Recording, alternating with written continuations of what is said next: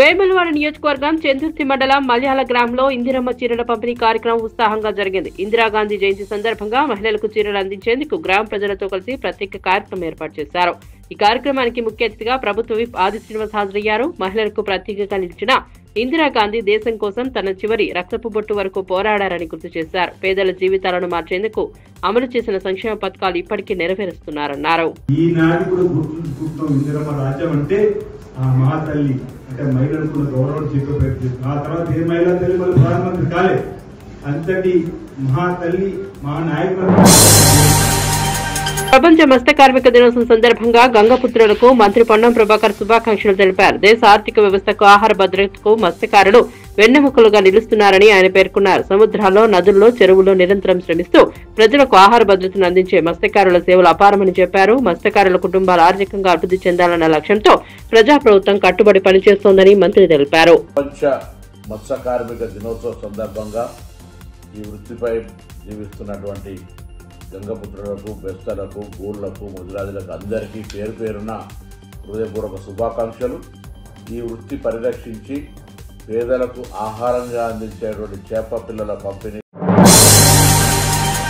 ప్రధాని నరేంద్ర మోదీ దక్షిణాఫ్రికా పర్యటనకు బయలుదేరనున్నారు. 3 రోజుల పాటు జరగనున్న G20 శిఖరాగ్ర సదస్సులో భారత్ తరపున పాల్గొననున్నట్లు ప్రభుత్వ వర్గాలు తెలిపారు. భాగస్వామ్య దేశాల మధ్య ఆర్థిక అభివృద్ధి, వాణిజ్యం, భద్రత, సాంకేతిక అంశాలపై కీలక చర్చలు జరగనున్నాయి. గ్లోబల్ వేదికపై భారత్ పాత్రను మరింత బలోపేతం చేయడం ఈ పర్యటన ప్రధాన ఉద్దేశంగా చెప్పబడుతోంది. ఈసారి శిఖరాగ్ర సదస్సులో వాతావరణ మార్పులు, ఆహార భద్రత, ఎనర్జీ రంగం, అభివృద్ధి చెందిన దేశాలు మరియు అభివృద్ధి చెందుతున్న దేశాల మధ్య సమన్వయం వంటి కీలక అంశాలు చర్చకు రానున్నాయి. సభ్య దేశాల మధ్య సహకారం పెంచే అంశాలపై కూడా ప్రత్యేక సమావేశాలు జరగనున్నాయి.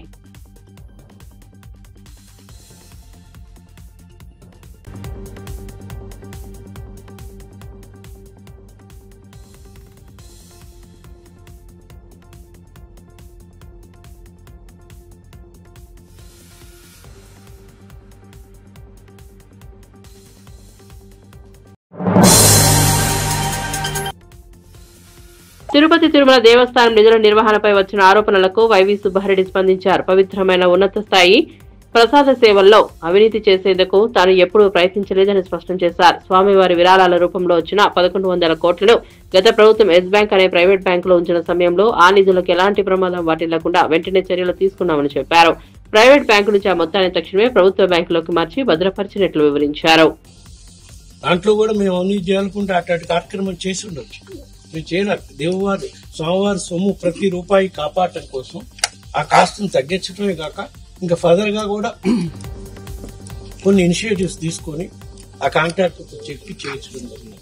అదేవిధంగా ఎస్ బ్యాంక్ లో గత ప్రభుత్వంలో 1100 కోట్ల రూపాయలు ఎస్ బ్యాంక్ తిరుమల శ్రీవారి దర్శనార్థం రాష్ట్రపతి ద్రౌపది ముర్ము ఈ ఉదయం తిరుమలకు చేరుకున్నారు. ఆలయ మహాద్వారం వద్ద ఆమెను దేవాదాయ శాఖ మంత్రి Anam Ramanarayana Reddy, TTD chairman BR Naidu, EO Anil Kumar Singhal, అర్చక మండలి కలిసి సాంప్రదాయబద్ధంగా స్వాగతం పలికారు. స్వామివారి ఆలయంలో నిర్వహించిన ప్రత్యేక దర్శనంలో రాష్ట్రపతి పాల్గొని శ్రీవారి మూర్తిని ధ్యానిస్తూ భక్తి శ్రద్ధలతో తీర్థ ప్రసాదాలను స్వీకరించారు.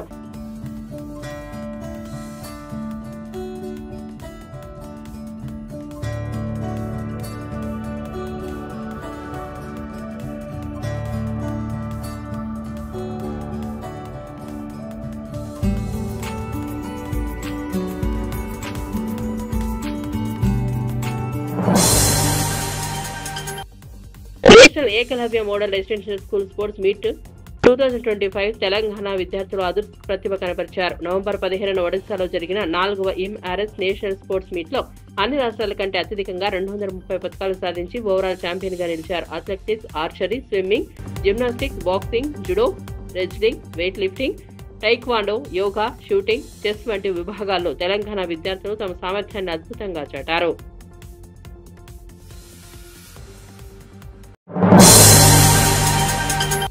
బూటకపు ఎన్కౌంటర్ల పేరుతో మావోయిస్టులను చంపే హక్కు ఎవరికీ లేదని పిసిసి అధ్యక్షుడు మహేష్ కుమార్ గౌడ్ తీవ్రంగా స్పందించారు. ప్రస్తుత పరిస్థితులు చూస్తుంటే గతంలో జరిగిన ఎన్కౌంటర్లని బూటకమే అన్న అనుమానం కలుగుతుందని చెప్పారు. ప్రజాస్వామ్యంలో ఇలాంటి అక్రమ చర్యలు సహించరాని అన్నారు. ఛత్తీస్గఢ్, జార్ఖండ్ ప్రాంతాల్లో ఉన్న విలువైన ఖనిజాలను కార్పొరేట్ శక్తులకు అప్పగించడానికి ఆపరేషన్ కాగా పేరుతో మావోయిస్టులను లక్ష్యంగా చేసుకుని హత్యలు జరుగుతున్నాయని ఆరోపించారు. దానికి నన్నేదో దేశద్రోహిగా బీజేపీ నాయకులు మాట్లాడినారు. మనం ప్రజాస్వామ్య దేశంలో ఉన్నాం, రాజ్యాంగం నమ్ముకొని ఉన్నాం. ముఖ్యంగా ఏళ్ల తరబడి ప్రజా జీవితంలో సర్వం కోల్పోయి ఇవాళ ప్రజా జీవన స్రవంతిలోకి వస్తామని బాహటంగా ప్రకటిస్తున్న వేళ వారికి అవకాశం ఇవ్వకుండా వారిని పట్టుకొని వారి ద్వారా మిగతా వారి సమాచారం సేకరించి వీరిని నిర్దాక్షిణ్యంగా చంపేస్తా ఉన్నారు. ఈ జరిగిన 3 ఎన్కౌంటర్లు కూడా చాలా అనుమానాలు ఉన్నాయి. ప్రజా సంఘాలు ఏ రకం కోరుతా ఉన్నాం, మేము కూడా అదే రకం కోరుతా ఉన్నాం. ఛత్తీస్గఢ్ లో కానీ జార్ఖండ్ లో ఉన్నటువంటి అపారమైన ఖనిజ సంపదని కొంత కార్పొరేట్ సెక్టర్ కి అప్పజెప్పే క్రమంలో ప్రజల తరఫున పోరాడుతున్నట్టు ఈ నక్సలైట్ ని ఎలిమినేట్ చేస్తే అది సునాయాసంగా ఆ కార్యక్రమం జరుపుకోవచ్చినట్టు ఒక దాగి ఉన్నటువంటి విషయం కోసం కేంద్ర ప్రభుత్వం ప్రయత్నం చేస్తా ఉంది.